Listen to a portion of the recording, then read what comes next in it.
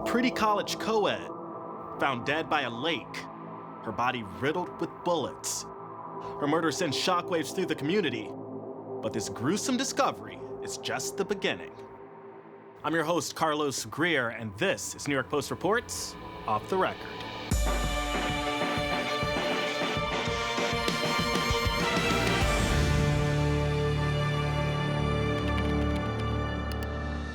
This past summer, 21-year-old Allie Costel was taking summer courses towards her bachelor's degree in marketing and teaching fitness classes at the University of Mississippi. She was what you envision a sorority girl to be: beautiful, driven, friendly, and extremely kind. Friends described her as a ray of sunshine. But on the evening of July 19th, Allie went out around midnight and she never returned. The next morning, a police officer on a routine patrol discovered Allie's body near Sardis Lake in Harmontown, Mississippi, 30 miles away from the university's campus. She had been shot 8 times. The story of Allie's murder quickly became national news. I do a wide sweep of different news outlets every morning. That was how I came upon that story. Surveillance footage from the night before showed Allie standing outside a popular bar, but she never entered it. Was she waiting for someone? That surveillance footage was pretty eerie. That was the last moment that she was seen anywhere. Leads you to wonder what occurred after that. 2 days after her body was found, another Ole Miss student, Brandon Thesfeld, was arrested on suspicion of murder. No one really knew the relationship between the two. Police had tracked his phone and his credit card. Swarms of police officers showed up to this little gas station. It was a pretty dramatic scene. He was wearing bloody clothes and had a weapon in his truck when police apprehended him at a gas station in South Memphis, Tennessee, 90 miles away from Ole Miss. It was not confirmed that it was Allie's blood, but it raised suspicions. It was a clue. Brandon, a Fort Worth, Texas native, is also a student at Ole Miss's School of Business Administration. His father is a well-respected physician, and his family prides themselves on being a good Christian home. Brandon's father strongly denied any involvement. He said that there was no way his son would have done something like that. But little was known about Brandon and Allie's on-again, off-again relationship when he was arrested.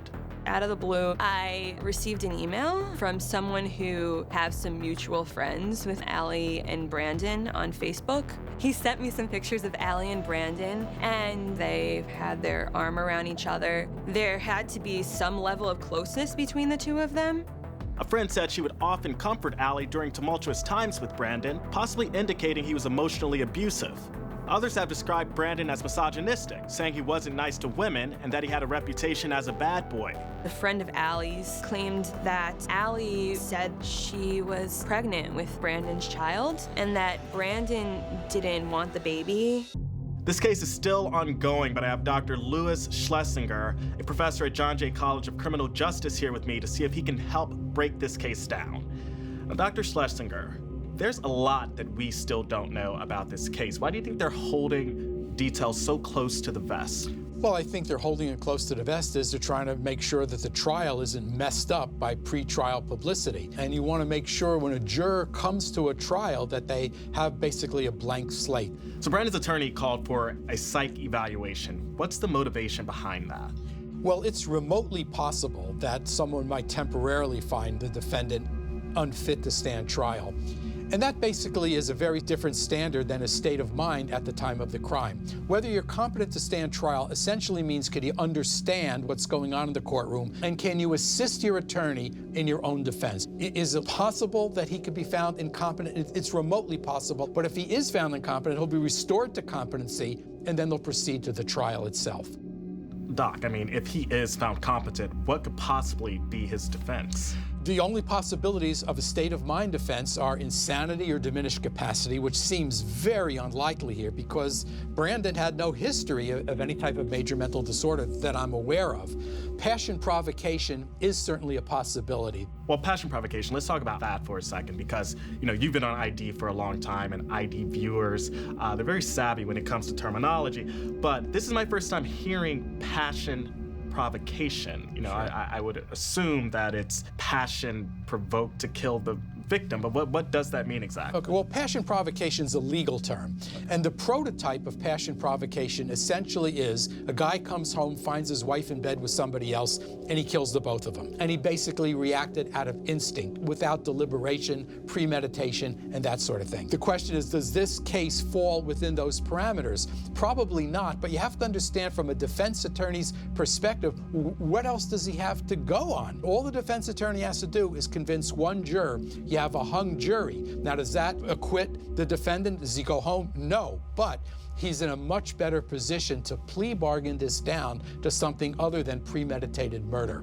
There's a world of difference between being found guilty of premeditated first-degree murder, which carries 45 years to life, in some jurisdictions the death penalty, to aggravated manslaughter, which could be 10 to 25 years.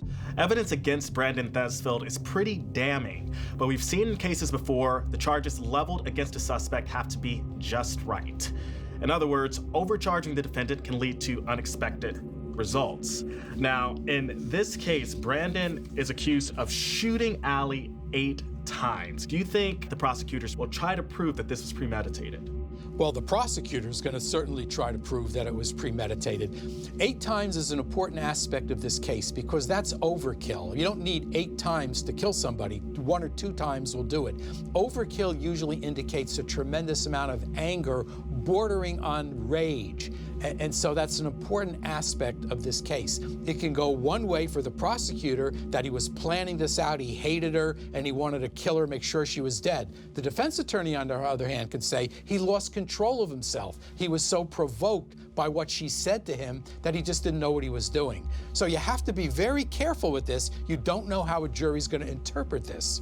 All right, so there's been rumors of her being pregnant. We wrote about it. Friends have said that she confided in them and said she was pregnant with Brandon's child. Did that play a factor? Certainly could have played a factor. The key to understanding this case is, what is the trigger? Was it because she refused to get an abortion? That's one possibility. It's just very hard to know from a distance what the actual facts are. Dr. Schlesinger, thank you for your time, and I know that we'll be talking to you for other cases. Thank you. Allie's case is still unfolding, and no other suspects have been arrested at this time. In September 2019, Brandon pled not guilty, and as I discussed with Dr. Schlesinger, when Brandon is declared fit to stand trial, we at ID and the New York Post will be all over it. I'm Carlos Greer, and this is the New York Post Reports, Off the Record.